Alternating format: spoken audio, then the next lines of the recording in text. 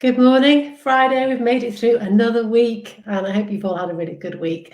Mine has been kind of a bit of every week seems to be a bit of a roller coaster still at the moment, but I am enjoying all these interviews and I'm really looking forward to today's guest. And if you were like me, did you do ballet when you were younger? And if you did you always want to aspire to be a ballerina, or did you have a positive experience? I'd love to find out about it, because this morning we are talking to one of the licensees of the Silver Swans, which Johanna Hadley is going to tell us all about this morning. So good morning, Johanna. Thank you so much. Thank you for inviting me. So when I have had limited experience of ballet, I did it till I was maybe about 12. And I'll be honest, because I was probably a bigger person than most in my class, I never felt like I fitted in, and I really didn't enjoy the whole experience. But then when I heard what you were doing, I thought, actually, I wonder what it would be like to try it now. So for anybody that doesn't know what you do, what do you do and how do you describe yourself? So Silver Swans is an initiative of the Royal Academy of Dance, and they are ballet classes specifically designed for the over 55s. They're very inclusive, open to everybody, and they are ballet classes. They're specially tailored so that it's safe for people of all ages, any medical conditions or anything. Because the thing is that dancing is just such a great form of exercise, and it gives a whole body workout, and not only for the body, but also for the mind as well. That's the wonderful thing about dancing. And for so many people, ballet, like yourself, they might have done it a little bit when they were younger. But even for people who never had that opportunity to do it when they were younger, it's such a great thing to start. Because like I said, I always say it's exercising without realizing that you're exercising. That's the best way. Yes, definitely. Yeah. So yes, the Royal Academy of Dance, they did research into dance practice for older learners, and discovered that it helps with mobility, posture, energy levels and coordination. And from there, they initially licensed just a few teachers across the UK. I was very fortunate to be the first teacher in Lancashire, to be part of that initial pilot scheme back in September 2017 it will be. And I believe that now they have over 1,000 licensees all across the world. Wow, that's amazing. Really incredible, the response from Silver Swans. And although it is specifically designed for the over 55s, there really is no upper or lower age limit. If somebody felt that was the correct class for them, then they're more than welcome to join. Because the thing is that ballet classes in themselves are very physically demanding. There's stories of the ballet dancers, in the 30s, yes, replacements and things like that. Yeah. So, joining an adult ballet class could be potentially quite a daunting prospect for somebody who is in their 50s or their 60s, when they know they could be in a class with 18-year-olds who could be wanting to leap and jump around. Yeah. So, with their life experience, the classes can be tailored a little bit more, and with like-minded people as well. It's wonderful that straight away, as soon as they come to a class, they've all got this same love of ballet, which is just so lovely to be a part of. Oh, I can imagine. Well, that's what I really love about it, is the fact that you do associate ballet normally with youth. And it's something that young people do, and then there's a kind of age limit. In the past, there has been an age limit when you've kind of thought maybe you shouldn't be able to do it anymore. So I love the fact that it's giving older people an opportunity to either rekindle a passion from their youth, or, like you said, try something new. Yes. Yeah. How do you find that? What is the kind of general feeling when people first attend that class? Do you find that people are really quite nervous about it?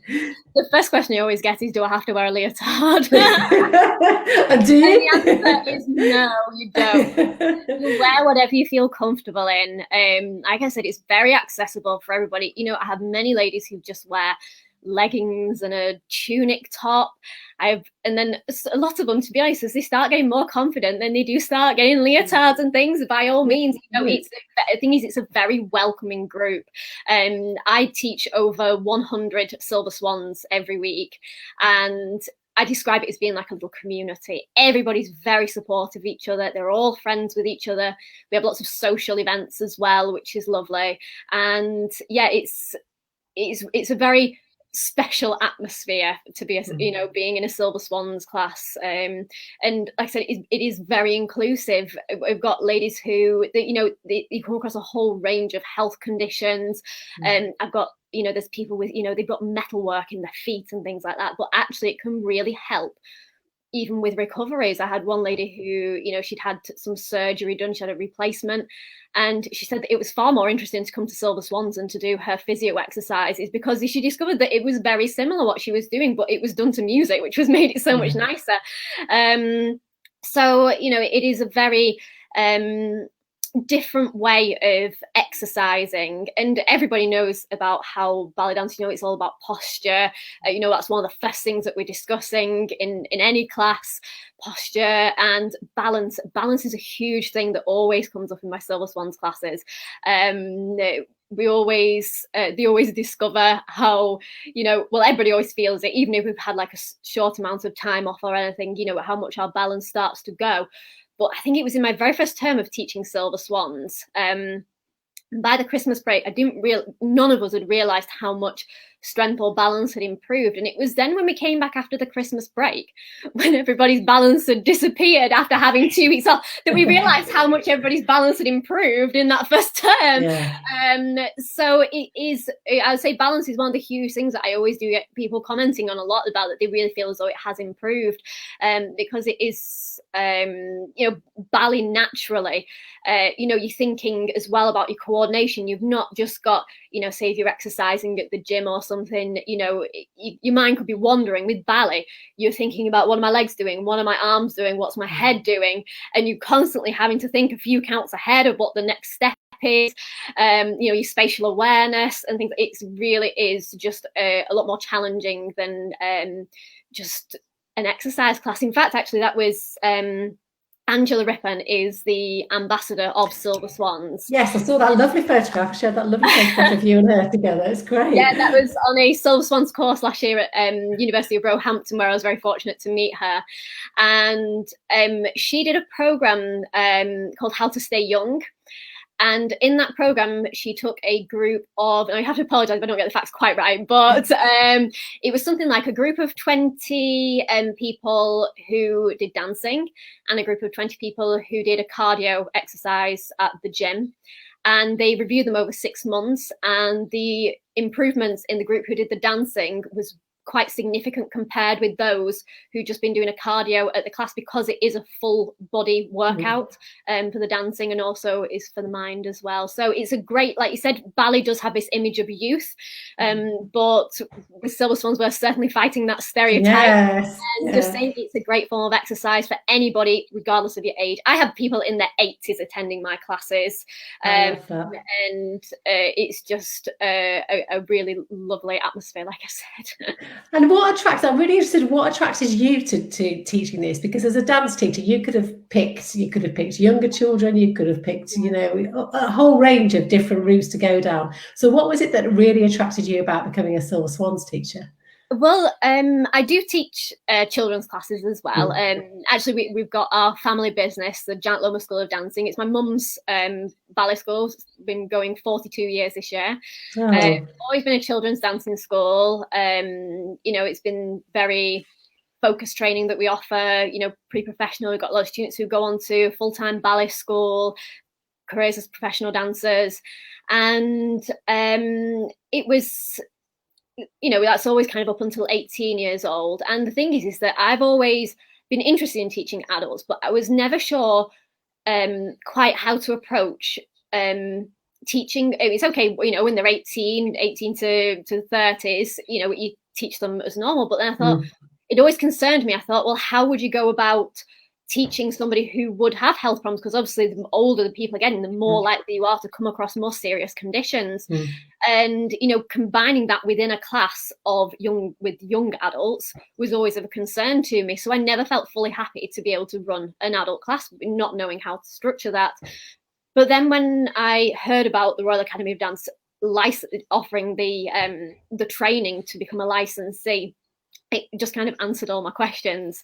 It was specially structured. You were able to adapt it. The thing is that for anybody who might be watching who might have taken Royal Academy of Dance exams when they were younger, it's a set syllabus that students will then perform in front of an examiner. But Silver Swans is very different to that. There's no exams and it's not got a syllabus, so which gives us the flexibility as teachers to be able to adapt to the group or to a person. So like I said about, if people have got a specific injury or a specific condition,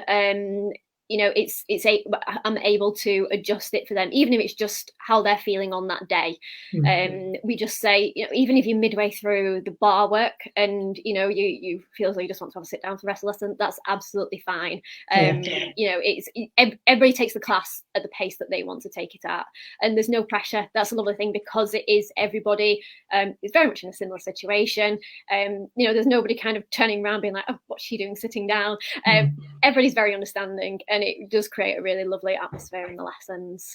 Have you had any women that have really absolutely embraced it and done really well and really found that they actually would like to do exams and take it to the next level? Well, I do actually have two ladies who appeared in a Birmingham Royal Ballet production. Oh, amazing. The Birmingham Royal Ballet, they did a production of Swan Lake Dreams. It was specially for it was a special production of Swan Lake involving children. I had some of the students from my children's school in the production as well, and they needed some ladies to play the ladies in waiting, and a few Silver Swans went along, and one of them was cast as a lady in waiting and the other one was cast as the Queen. Oh, my God, that's fantastic. That was performed at Birmingham Hippodrome, and I mean, one of the ladies, she had danced when she was younger, but the lady who took the role as the Queen, she'd never danced before until being a Silver Swan. She'd never done a ballet class before. She started completely brand new with me, and it was just wonderful. And the thing is, there's so many different opportunities that we've had. If people don't want to get involved in things like that, there's absolutely no pressure to. That's a lovely thing about Silver Swans. But as well, I've had a group of ladies who appeared in a special Matthew Bourne production at the Imperial War Museum. It was a response to their Cinderella, and there's all sorts of lovely things. We were invited to perform at Manchester's Festival of Aging as well. We danced at the lovely Midland Hotel in Manchester. There's all sorts of things.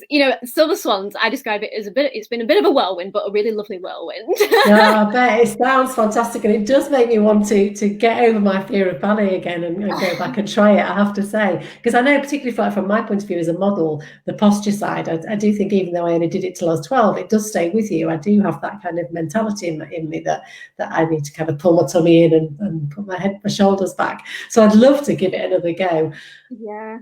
Am I right in thinking there was a film made about it as well, a documentary? Yes. In 2018, I received a phone call to say that Darcy Bussell wanted to film with us for her documentary Dancing to Happiness, which for me was just the most surrealist phone call ever. I mean, Darcy Bussell, for me, Darcy Bussell is the dancer that I've always grown up to admire. Yeah. One of my very first ballet books was a Darcy Bussell ballet book that my mum bought me for passing my pre-primary ballet exam. She is the dancer who I always looked up to when I was growing up, and then all of a sudden to say, that you're going to film with her, it didn't fully sink in until the day of the filming, and I got an email come through on my phone. It just said Darcy filming. It was at that moment I thought, oh my goodness, this is really real. But it was so lovely filming with her. She stayed about 5 hours with us to film, and the documentary was looking specifically at the mental health side of dancing. There's so much, like we've just discussed, about the physical benefits, but also there is such a huge mental health benefit as well. Yeah. It's so good for improving your mood. One of my Silver Swans, she frequently says to me that when she leaves her Silver Swans class, she feels like she's flying. It's that moment in the week where you don't have to think of what's going on in the outside world, which is so important, particularly in times like now. Yeah.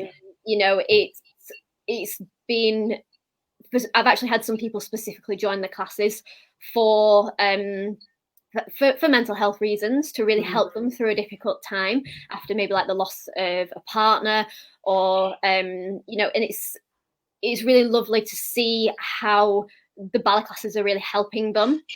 And that's what the documentary was following. In particular, she followed some of the stories of some of my Silver Swans and their reason for joining classes and how much the dancing has helped them.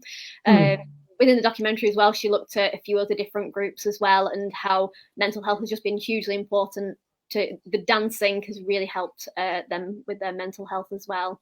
So what's the documentary called? So if people want to find it. Yeah, Darcy Bustle, Dancing to Happiness, and it was shown on BBC Two. I'm so honoured to have been a part of that documentary because it was such a hugely important topic to discuss.